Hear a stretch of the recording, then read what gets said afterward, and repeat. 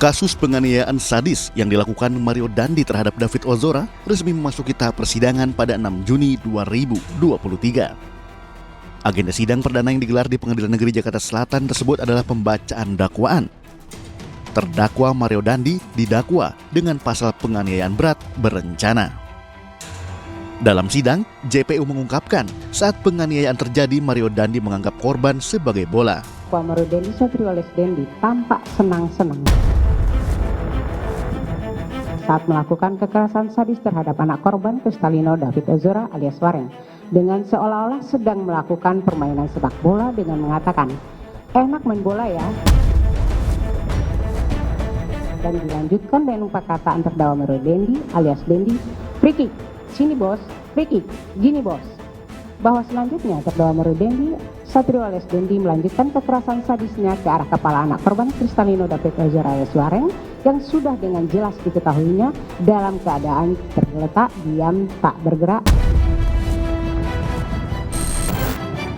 Jaksa menilai Mario Dandi telah melakukan perbuatan sebagaimana diatur dalam pasal 355 KUHP ayat 1 junto pasal 55 ayat 1 ke 1 KUHP, 353 ayat 2 KUHP junto pasal 55 ayat 1 ke 1 KUHP.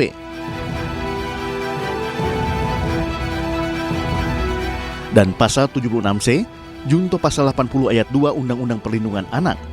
Mario Dandi terancam hukuman pidana 12 tahun penjara.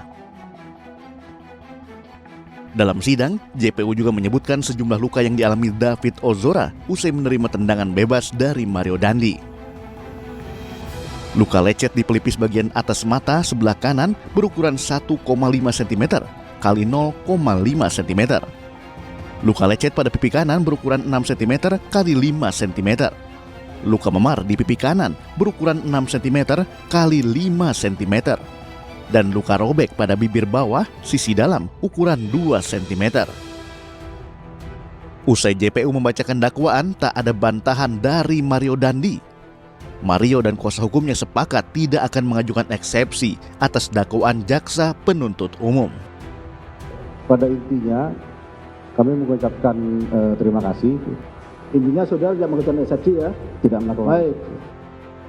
Selain itu, kuasa hukum Mario Dandi juga menegaskan jika kliennya tidak menerima perlakuan istimewa selama proses pemindahan kliennya dari Lapas Cipinang, Jakarta Timur ke Lapas Salemba, Jakarta Pusat.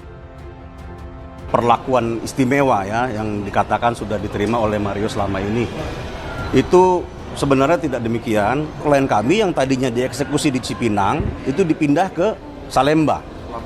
Ya, pertama-tama kami pikir itu di rutan. Ternyata itu pun di lapas, di mana lapas itu kan sebenarnya tempat untuk orang yang sudah dieksekusi ya oleh putusan pengadilan yang sudah berkekuatan hukum tetap.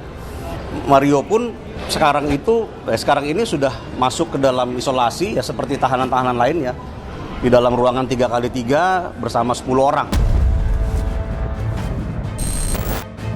Sidang tersebut juga dihadiri langsung oleh ayahanda David Ozora, Jonathan Latumahina.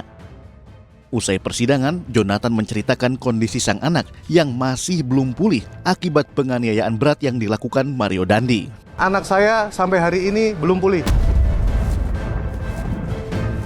Jadi David saat ini sudah bisa berjalan, tetapi endurance-nya hanya 6 menit.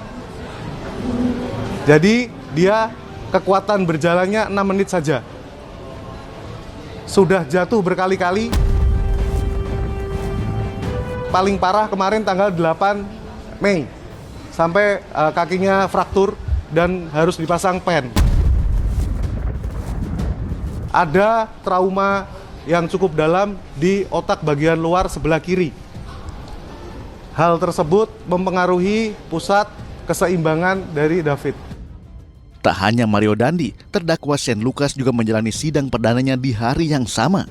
Berbeda dengan Mario Dandi, Shane memilih untuk terus menunduk menghindari tatapan orang lain. Mulai dari kedatangannya di Pengadilan Negeri Jakarta Selatan hingga ia mendengarkan dakwaan dari JPU. JPU menyebut Shane Lucas turut serta melakukan penganiayaan berat dengan rencana terlebih dahulu. Sama seperti Mario Dandi, Shane Lucas juga tidak mengajukan eksepsi atas dakwaan yang dibacakan JPU. Namun Shane meminta kepada majelis hakim untuk pisah sel tahanan dengan Mario Dandi. Kuasa hukum Shane Lucas, Happy Sihoming, menyebut kliennya mendapat tekanan psikologis dari Mario Dandi.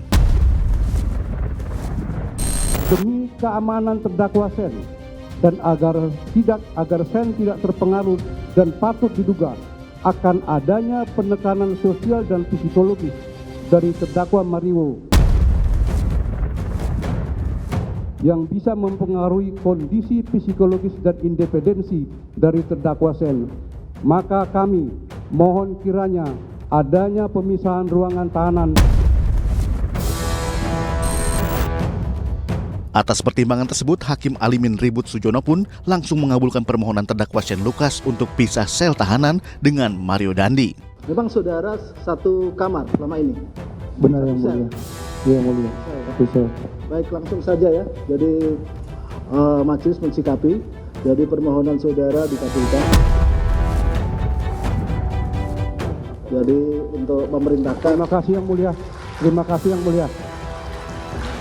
Dan kepada penuntut umum untuk ini sebagai perintah resmi agar supaya ditindaklanjuti. Persidangan kasus penganiayaan berat yang dilakukan oleh Mario Dandi, Shane Lucas, dan AG masih terus bergulir. Hadirnya saksi kunci dalam persidangan membuat kasus penganiayaan keji Mario Dandi tersingkap jelas. Satu persatu, kesaksian diungkapkan hingga membuat para terdakwa bungkam. Tidak ada kejahatan yang sempurna, karena kebenaran akhirnya pasti akan menang. Jadi jangan bilang Anda tidak tahu akan permasalahan ini, karena kami sudah memberitahukannya.